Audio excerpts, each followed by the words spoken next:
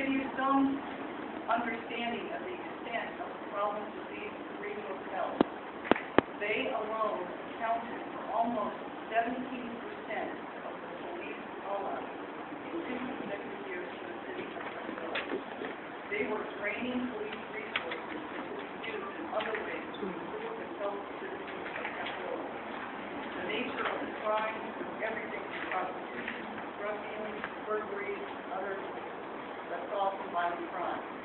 They also planned other criminal activity in the city of Tukwila. By closing these hotels, we have sent a clear signal. Owners of hotels who operate them in a criminal fashion and who seek to profit from that crime, there is a consequence. Today you have seen that consequence. We will also be sending letters to owners of other hotels to give them the opportunity to clean up their act.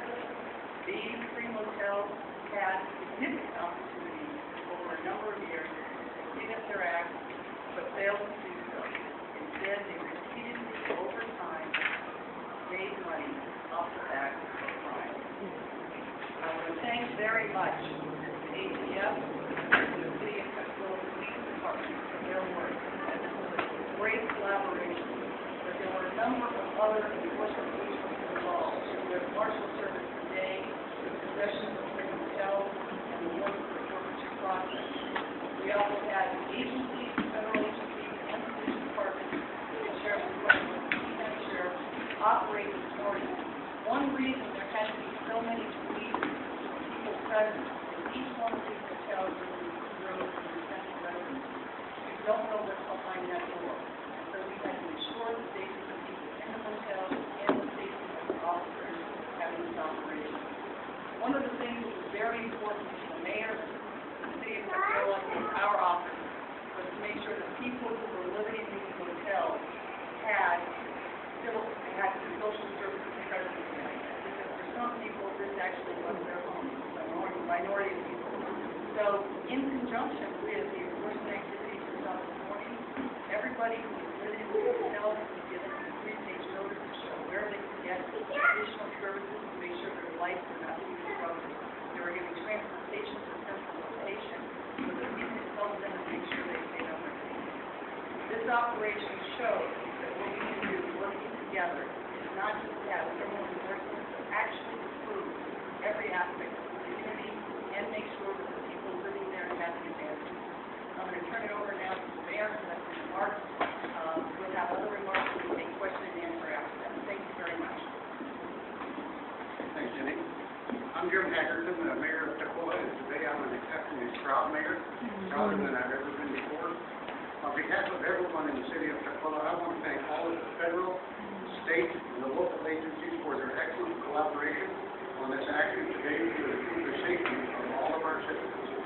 I'm especially proud of our Tukwila Police Department. Today's action shows how much work and care our police officers put into making our community a safe place to live, to work, and to visit. There were many other city employees working with to support the police department, and I want to thank them also. We had to bring in, as a development, we had to bring in a lot of support staff. Everybody performed to an excellent degree in today's action. To all of those who participated, what a team. Congratulations. Since this particular area of the city was annexed into Tukwila, we've experienced ongoing issues with some of the property owners for many years. Other cities with motels along Highway 99 can probably relate to that because we're not the only city that's experienced that. We have faced challenges, but it's only from a few property owners. The city has invested a lot of effort and resources improving this neighborhood, and with today's public safety action, we have definitely turned the corner. The Tukwila International Boulevard area of the city has excellent transportation, recreation, and education facilities, and now with the improved public safety, it will become one of our great neighborhoods in the city. We have wonderful plans for this area, and I encourage everyone to visit us in the coming years to see the positive changes that have occurred on Tukwila International Boulevard. And I would like to thank our Tukwila council members that are here because they've been an active part in that Tukwila International Boulevard area for years, and this improvement should sit fairly well with council members Eddie Robinson, Joe Duffy, Alan Edwards, and anybody else here. I'd like to acknowledge acknowledge them because you put in a lot of hours working for the city as elected officials, and we really appreciate it. Thank you so much.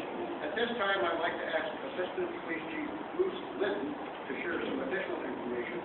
And when it comes to question and answers, I'm going to defer technical and operational questions because we have some experts here who can address all those questions.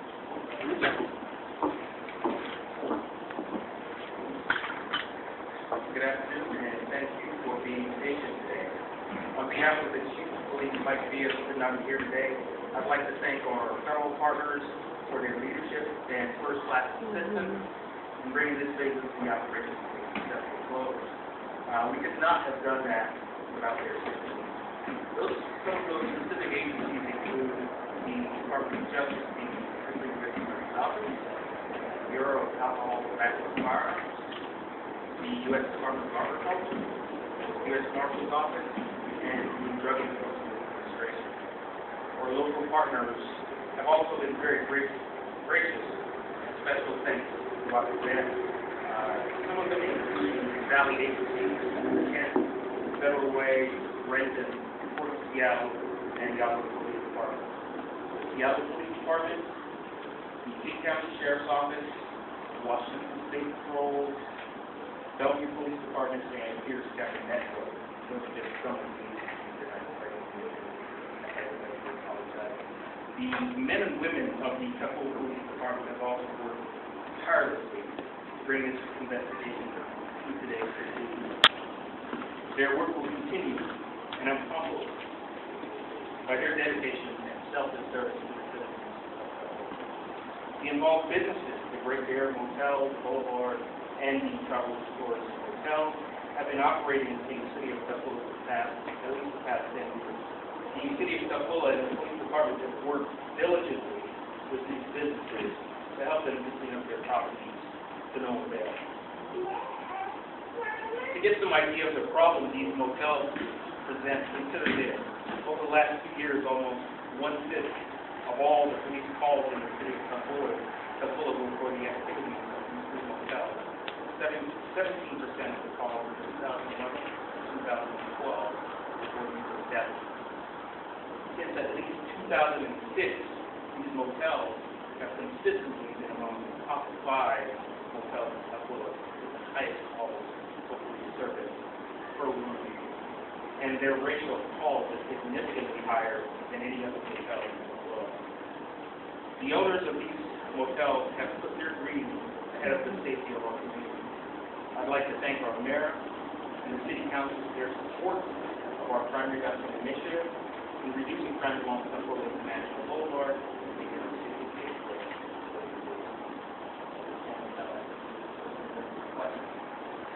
How did they profit exactly? They weren't writing prostitutes. I'm reading in here that they're like charging to come onto the property and then sentence for people. But how do they profit? It's a, first I want to emphasize, as everyone knows, that this is, right now, we're just at the charging stage. So all the people who've been arrested and charged are pursuing innocent. But you'll see in the charging paper that it was basically, it was a cover charge.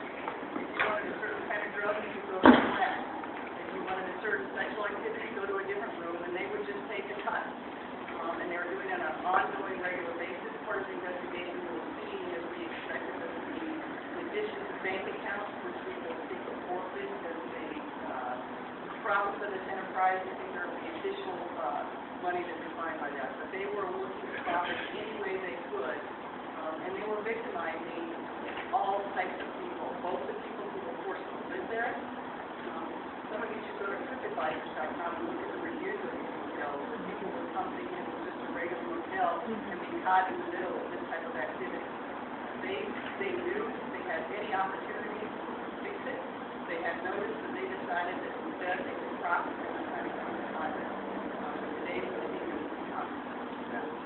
Jenny, can you talk about the food stamp EBT portion of the investigation?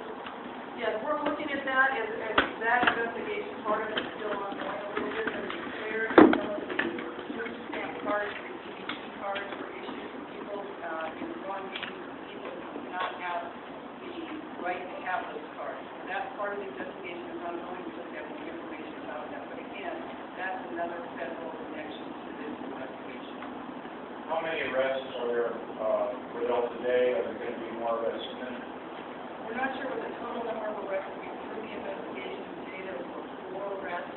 There'll be initial appearances later this afternoon. The investigation is ongoing. There may be additional arrests. We don't know yet.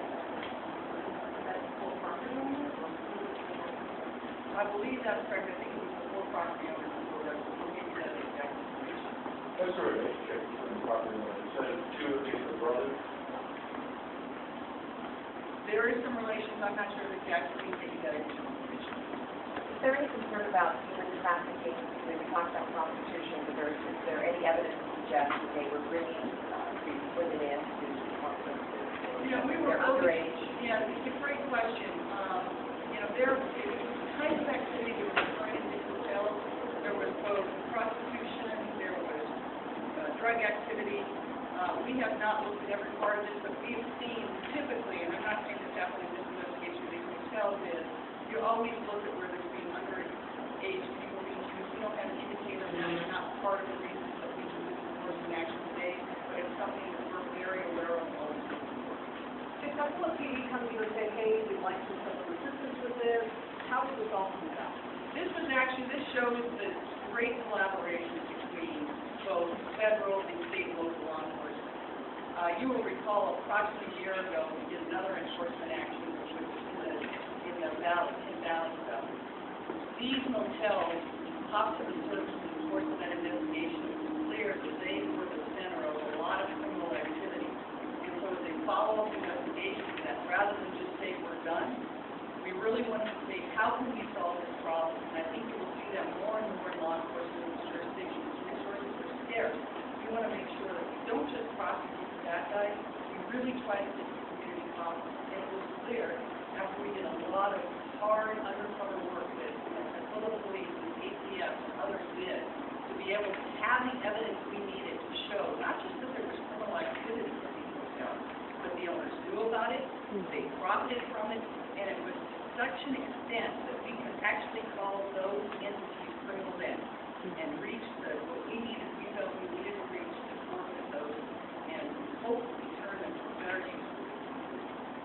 There were people who, just tenants got peeled out of there and can't get their stuff and they're upset because they don't have access to it. Still beginning that, we were very, very cognizant of that from the beginning. And we had a process, I really have to commend those front-line first responders, because not only were they monitoring every room to make sure that there was no hazardous danger, they tried, for those people that was no criminal activity, they were respectful, they tried to make sure that they inventoried all the property, they moved it so people could claim it, make sure they had the social services they need, so they had less disruption possible. In many ways, they are also victims of these owners who did not start living there or the conditions in which they live. Law enforcement showed more respect for those people today than these owners have ever shown. And which agency is doing their relocation? It's a combination. We've got social service agencies involved as well, and so it was a great collaboration. One, in fact, the mayor himself, laboring more on to make sure that for those people who were there, there was, enough social services. There are a number of families who are still looking at that. It's the household, as you can understand, in these hotels vary sometimes from day to day. It sounds like there were dead bodies found as well, presumably from drug overdoses. What was the response and how were police notified of that? Was it through the hotel owners or was it through? You'll see from the paperwork, there has been almost every kind of crime that has occurred in these hotels. There was a violent assault there on Friday, alleged assault. There have been a number of things, and so I think if you look at, there has been so many call-ups, incident records, again, as the assistant chief noted, almost 17%. Think about that, 70% of police call-outs in the city of Tukwila for 2 years running were to these 3 hotels. If you look at the, I think it was Boulevard Hotel, 27 rooms, 223 calls in 1 year. That's almost 8 calls per room. If you compare that to other reputable hotels in that area, less than 1 call out per room. So these were off the charts. So they were not only the seat of all this criminal activity, they were draining the resources that the Tukwila police need to other areas of the community state. And every dollar spent, the mayor and the council, I'm sure, is very aware, every dollar spent on the police department are dollars you can't spend on other things that the city isn't really needing to accomplish. And so this is a ramification for the city at all levels. Jenny, do you know if the owners were here legally? Yes. To all knowledge that I have, they were. What is this code? We're not sure yet. I think that information will be ongoing, and again, we're still at the charging stage. We have to prove each one of these, but, you know, part of what happened today is through the searches of both residents and the hotels, the type of investigation and the amount of money involved will be continued to be tallied and investigated. Hundreds of thousands, or is that? Yeah. I don't think it's up to millions, but, and it's too early to tell, but it is hundreds of thousands of dollars. So when you went to, if your target was the owners of the property, that's primarily, what you found in this little room sort of identical about? It is, although, as I think the chief maybe best answer is, there were people who were there who had warrants out for their arrest. You know that going in. There's people that you know have done criminal activity, and you know that's in the course of your investigation. So behind some of the doors are people who are just there looking on subsidies. Behind other doors are felons, people wanted by the police, people involved in criminal activity. The police have to assume before they open every door that it could be dangerous to them. So that's why we have to have, you know, take enormous care and have a number of people responding to this. Were all the people arrested owners, or were some of them those named in the warrant who were allegedly involved in some of the criminal activity within the room? I think there's both, but let us get you that information when it will be. And can we get their names? Yes, and I'll have someone follow up with you. One thing let me just aside, I had promised one of the lawyers from my office that I would not give them full names on television. So I just say Rich, Joe, and Justin, they were doing a great job. How is this going to affect those people that basically the ownership control? You know, we have to, the federal government, we have to meet very strict standards in order to focus the property in the civil proceedings. Once we do that, it goes to the normal channel, so it's much civil security and do this. They get and then it goes to under the normal rules. You've seen that in other activities we have, for example, when we had the federal action against the South Richard family in the strip club, we actually seized more establishments. They were then auctioned off in the normal process. So it will go through the regular process. But it is my hope that these properties are turned into something that benefits Tukwila and really makes that boulevard what it should be. Those people who are trying to make it better. You know, I think that I'm looking at the details of the process, but I think that, you know, I do believe Tukwila has plans to enhance that area. Question more for Assistant Chief Lightning. But can you talk a little bit about the reception you've received when you go to some of these properties to encourage them to clean up their act? It sounds like they weren't necessarily cooperative. Can you talk a little bit about it? Yeah, over the course of several years, we've worked personally with ownership and the management of these properties, and we provided detailed information on how they go about making businesses operate, and at times it was the current time, the current fall, we have some problems.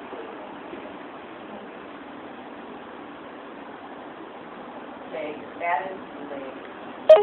I felt combative in the sense, but again, sustaining the idea that when the life was very difficult.